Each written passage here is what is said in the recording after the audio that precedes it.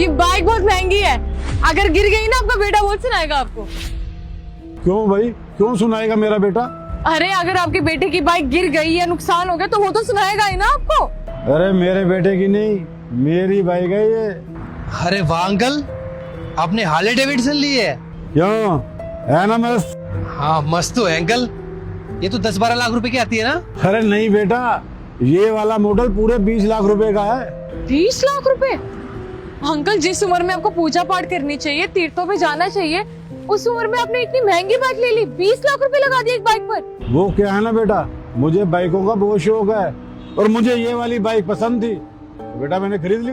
वैसे अंकल शौक पूरे करने की भी ना एक उम्र होती है, और आपकी उम्र रही नहीं है ऐसे शौक रखने की। बेटा शौक पूरे करने की कोई उम्र नहीं होती। मैंने अपनी सारी जवानी लगा दी अपने बच्चों को पढ़ाने लिखाने में। कहाँ से खरीदता मैं उस समय बाइक, मेरे ऊपर जिम्मेवारियां ही बहुत थी।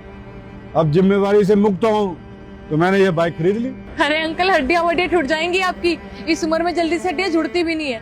और वैसे भी अगर आपका इतना ही मन था बाइक लेने का तो अपने बेटे को दिला देते ना, खुद के लिए क्यों लिया आपने? उसे दिलवाता मैं ये बाइक। अरे मैंने उसके लिए क्या नहीं किया, मैंने उसे पढ़ाया लिखाया और यहाँ तक कि मैंने उसे कामयाब बनाने के लिए अपने गांव की जमीन तक बेच दी। लेकिन अंत में क्या हुआ, मुझे छोड़कर चला गया। अंकल कहाँ गया आपका बेटा? वो क्या है ना, वो पढ़ लिख के बहुत ज्यादा कामयाब हो गया था, इसलिए वो हमसे दूर हो गया।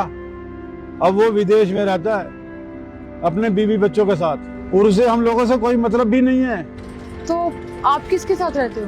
अब बेटा यहाँ पर तो मैं और मेरी बीवी रहते हैं। मैंने सारी उम्र भर की कमाई अपने बेटे के ऊपर लगा दी।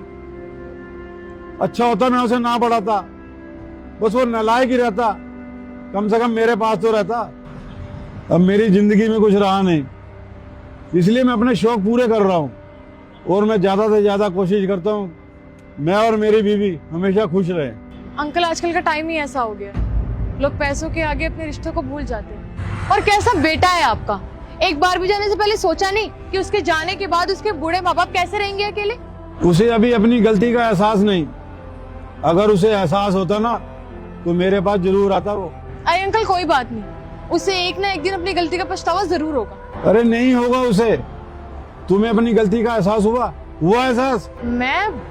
मैंने क्या किया? बेटा तुम भी मेरे बेटे जैसी ही हो, तुम्हारे लिए सब कुछ पैसा ही है। मगर मैंने किया क्या है? तुम्हें क्या लगता है मुझे कुछ पता नहीं? मुझे सब पता है। कल इसका जन्मदिन था, इसने तुम्हें रोकने की बहुत कोशिश की पर तुम नहीं रोकी।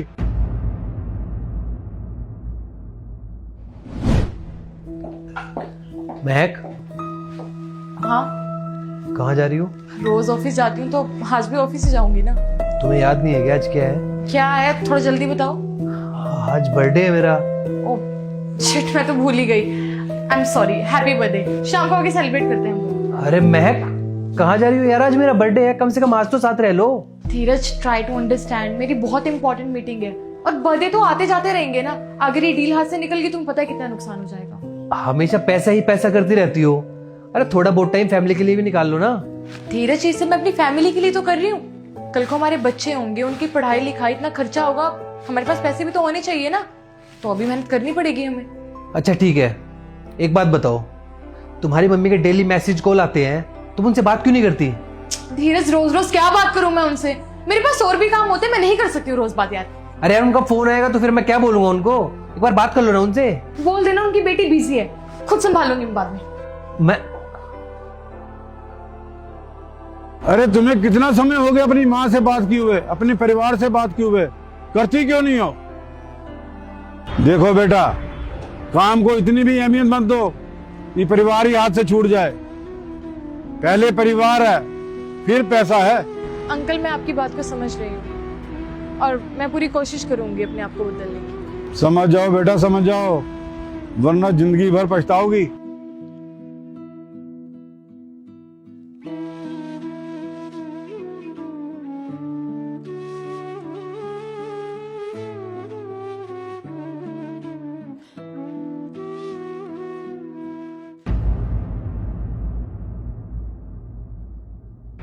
ये तो हमारे घर की पर्सनल बात थी, इन्हें कैसे पता?